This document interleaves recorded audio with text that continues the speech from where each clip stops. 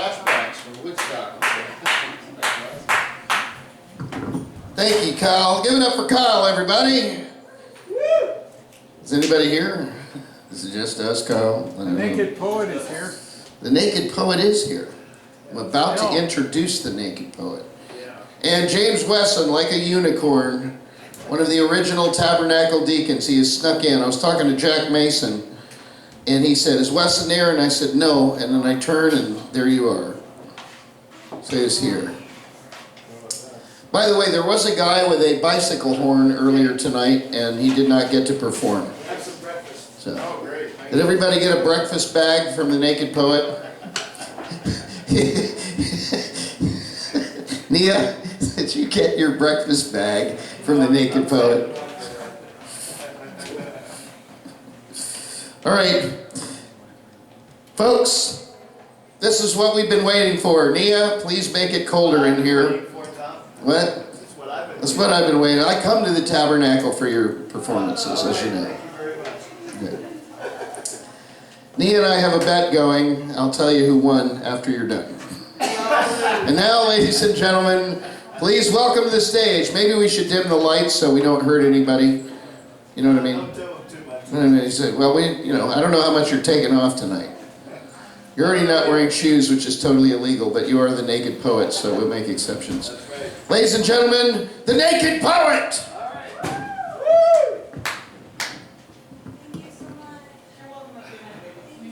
Your questions were great. You're welcome anytime. Thanks for being here. Have a great night. Appreciate you. Don't forget your cereal up there, Tom. Yeah, look at it. Don't worry, I won't forget my cereal bag. All right.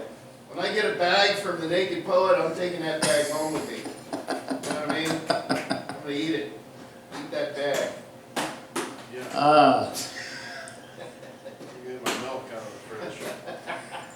Yeah, if I have enough milk.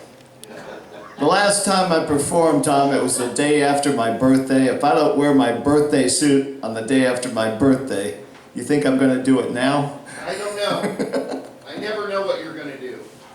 It's getting hot in here, Tom.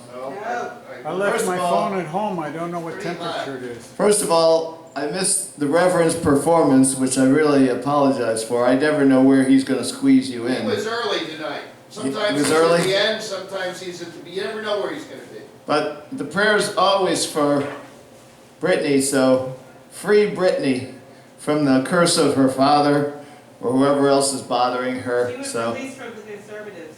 She's good. Yeah. She's mostly free. All right. Your sister. I want to tell you a story, Her okay? sister- Before I do my poetry and my Dylan. Hey, watch your back. No talking, sir. Tom. Tom, shut the fuck up, Hey, will you? man, this guy worked really hard to be here. Yeah. Else I'll start taking things off, you know? West Indies and stuff. Are you ready, Tom? Yeah, don't go with me. Jesus, he's the noisiest one in the whole place. All right, let's go. All right, the story is this. Hallelujah. Do miracles exist? I think Reverend would say yes. Yes. Yeah? Okay. No. The miracle is this. Moms Demand Action was holding an event in Tallahassee Saturday, and they wanted me, because I spoke in front of them. They're against school violence, so that's what's going on, the school shootings you hear about in the news. So anyway, they have this event in Tallahassee on Saturday, so I said, I'll go. And I felt just enough gas to get there and back. Well, Tallahassee is full of knolls, and I think what they did is suck gas out of my gas tank. So, first of all, the weather was shit. It was just like cloudy and misty, and just when you hit the Capitol building, you couldn't see the upper half of the building. That's how shitty the weather was, okay? So then I'm driving around, and I can't find Moms Demand Action anywhere, and I'm texting them, you know, and I'm wondering what the hell to do, and I go to Governor's Square Mall and walk around for a while and got some free things there, you know, so that was all right. So then I get back on I-10, and I start heading back toward Gainesville, And I started running out of gas. Okay, it's getting really low. On I-10? On I-10, yeah. Wow. So I get to a rest area that's about 30 miles west of Lake City. And I said, I can't do this anymore. I can't take any more chances with this. So I pull into this rest area. And I'm sitting there trying to think about what to do. And I have a couple of friends, a tow truck driver who's a very good friend, and a mechanic who's, he works for one of those auto parts places. And he's a good friend too. And I paid them all off, everything I owe them for past adventures. And I said, I'm texting him, I'm stuck here, can you bring me some gas? And one's asleep and the other one I can't get a hold of, and I don't know. And then I'm looking at my warranty on my car, which is really good. They'll bring me the gas, but they want to charge me for the gas. So I'm out of money anyway, so I can't get gas that way. So I'm thinking, what am I going to do here until I can wake up these other guys? And I said, God, I think what I need to do is I put in gas near me. The nearest gas is 14 miles. God, do I have enough gas in this car to get me to the nearest gas station so at least I'm at a place where I can get gas, even if I don't have the money? And so I took a chance. This is like 3 in the morning, okay? And I drive the 14 miles and I get to a gas station in Live Oak, a Jiffy food store. Yeah. And by 11 o'clock the next morning, I had a full tank of gas. Hallelujah. Hallelujah. That's the miracle, Rev. Okay? Jiffy is a miracle. Jiffy. How did you get the money for the gas? Now, one of those guys drove up with a credit card. He drove 70 miles up to where I was, used his credit card, and got me a full tank of gas. Okay? So I owe him the money for that, but at least I was able to get home. That's the miracle. I'm pro school shootings. You're for school shootings? You want to get rid of kids? Tom, what are you going to do with him? I just work here. All right, let me do some poetry now. I'm not going to go there. Okay. How many people were at the Martin Luther King March today? Anybody? Were you? Okay, good. No. Because I was there. Because I want to read some poetry. I wanted to read a poem there at the Martin Luther King Memorial, Never mind. but they had their agenda all set up, so they had no room for me.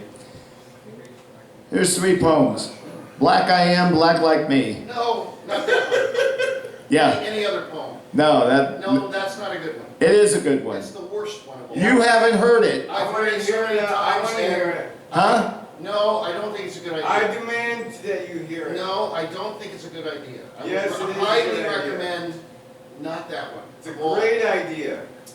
As all the goodwill in that poem is understandable, but believe it or not, It's a very positive poem, Tom. the goodwill and the intent of the poem is positive. The actual way in which it's written, I must tell you, is profoundly racist and profoundly offensive, specifically to To- black people.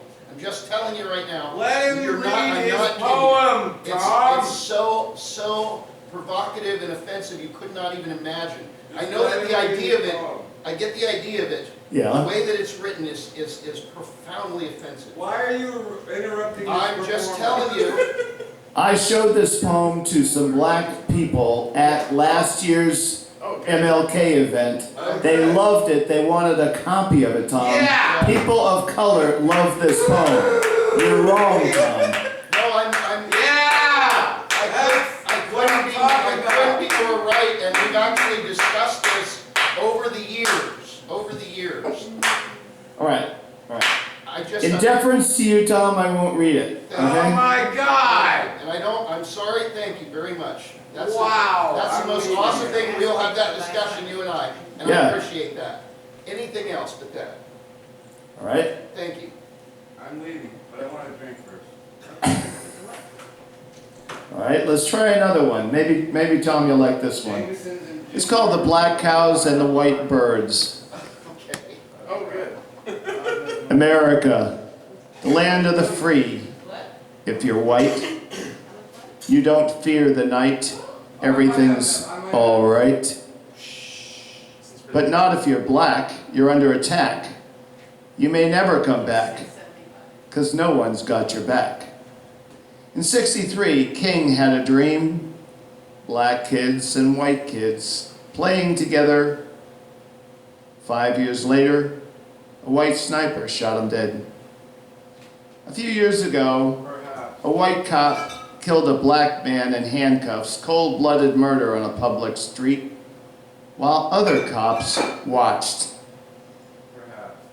But the black cows and the white birds seem to get along just fine in the fields of Ocala, southbound on 441.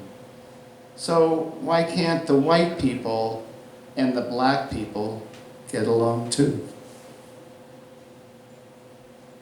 Because they're not birds. Because of slavery. It's a rhetorical question, Tom. Where's Michael? Did Michael leave? He took off. I'm gonna read one more poem and then I'm gonna do a Dylan. I'm gonna sit my ass down. All right. Here you go. Now we're getting somewhere. This is all you live for, Tom. All right. No, I live for love. That's all I live for. Is this part of the show? This is part of the show, yes it is. Excellent. Fighting for the cause. I spoke with the daughter of Malcolm X today. An honor, an inspiration. What a woman. Ilyasa Shabazz spoke passionately about her father, honoring those who fought for the cause, questioning what values we are teaching our children, demanding unalienable rights for all of us, informing us of the African Holocaust which took place in America, asking how will we affect change in our communities. As a kid in Miami, I never understood why there were 2 drinking fountains with signs over them. Amazed to see separate laundromats in Leesburg after King was shot.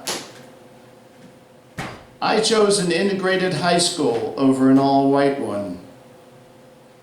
I was at UF in '72, protesting to get more black students admitted.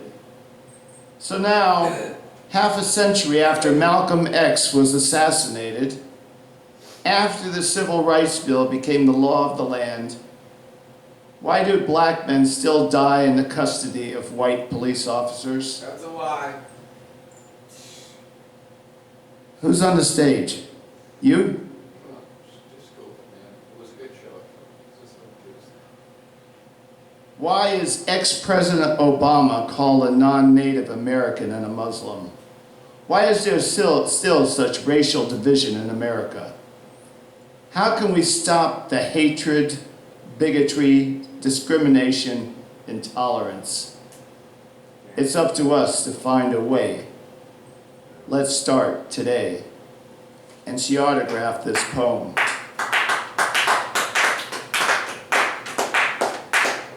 There's no way to stop it, but nice poem. And now a Dylan to end the evening. Yeah. There's not a lot of light up here, Tom. You got any more light? Dylan. No, we can make it warmer in here. We Do Dylan. you need more light? We can put more light on. Yeah, a little bit more light. Yeah. Thank you. That'd probably be good news. Come gather around, friends, and I'll tell you a tale. When the red iron pits ran plenty, but the cardboard-filled windows and old men in the benches tell you now the whole town is empty. In the north end of town, my own children are grown, but I was raised in the other. Can you even see? In the wee hours of youth, my mother took sick. and I was brought up by my brother. The iron ore poured as the years passed the door. The drag lines and the shovels, they were humming, till one day my brother failed to come home, the same as my father before him. Well, a long winter's wait from the window I watched. My friends, they couldn't have been kinder. And my schooling was cut as I quit in the spring to marry John Thomas, a miner. Oh, the years passed again, and the giving was good, with the lunch bucket filled every season. Well, with 3 babies born, the work was cut down to a half-day shift with no reason. Then the shaft was soon shut, and more work was cut, and the fire in the air it felt frozen, till a man come to speak, and he said in 1 week that number 11 was closing. Yeah. They complained in the East, they're paying too high. They say that your ore ain't worth digging, that it's much cheaper down in the South American town, where the miners would work almost for nothing. Yeah. So the mining gates locked, and the red iron rotted, and the room smelled heavy from drinking, with a sad, silent song made the hour twice as long, as I waited for the sun to go sinking. I lived by the window as he talked to himself, the silence of silence of tongues it was building. Then one morning's wake, the bed it was